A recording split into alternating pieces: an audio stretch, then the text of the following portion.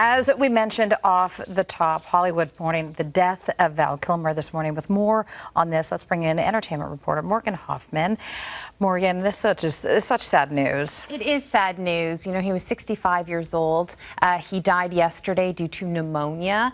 We do know that he was diagnosed with throat cancer back in 2014, and he had undergone a tracheotomy operation, which definitely compromised his voice. You know, we saw him take a step back from acting. However, he made an incredibly emotional return to Top Gun Maverick in 2022. There was such a beautiful cameo between his character, Iceman, and Tom Cruise's character.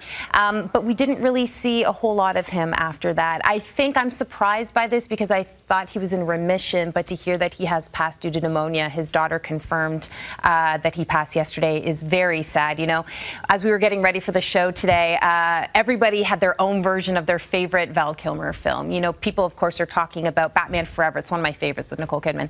People are talking about him playing Jim Morrison in The Doors, and he learned all those songs. And Val Kilmer was definitely known for being somebody who took his roles very seriously. Think method acting. Apparently, he walked around in leather pants and no shirt the whole time he was filming. People had to refer to him as Jim. And Jennifer Tilly has this wonderful story that she shared, which I think everybody will love, in terms of him playing Jim Morrison. She said, a long time ago, I was auditioning for the movie The Doors. All of a sudden, a 60s convertible came screeching up. A guy jumped out. He had wild hair, and he was barefoot, shirtless, and wearing nothing but a pair of tight leather pants. We all looked at each other. Who is this guy? Well, of course, it was Val Kilmer. You have Josh Brolin also saying, I'm going to miss you. You were a smart, challenging, brave, uber creative firecracker. There's not a lot left of those. And fun fact, he was one of the youngest students at the Juilliard drama division at the age of 17. So once again, talking about, you know, great movies, Tombstone, Heat, Kiss Kiss Bang Bang. I loved The Saint. I mean, the list goes on and on. Real genius, if anybody remembers that movie. Yeah, there he is there at Juilliard. 17, isn't that wild? So, yeah, it's a tough day. I feel, you know, a lot of people are just saying how heartbreaking this is. 65, well, that's as young. you mentioned, really shocking for fans and his peers alike. Absolutely. As you mentioned, he was much loved and critically adored. All right, also making headlines this morning is Brad Pitt.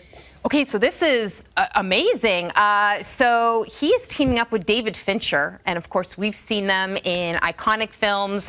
You know, he's directed Brad Pitt in Seven, Fight Club, Curious Case of Benjamin Button. So they're teaming up again for a sequel to Once Upon a Time in Hollywood. This is the Tarantino film that came out a couple of years ago. This was the role that Brad Pitt won his Oscar in. He played Cliff Booth, a stuntman. I had no idea there was even remotely talks of a sequel, but here's the deal. Tarantino wrote the script, which is good because I do want Tarantino on this still because, you know, he made such a wonderful film as the director and writer in the last one, but he's handing over the reins as director to Fincher. And apparently it was Brad who was like, listen, I love this script that you did.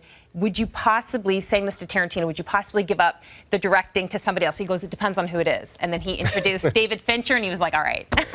So no word if Leonardo DiCaprio is going to return in his role, that he was so good in that film as well. But it's circulating that possibly he might return. Okay. So that's exciting. Yeah, for sure. Yeah. All right. Thanks, Morgan. All right, thanks so much.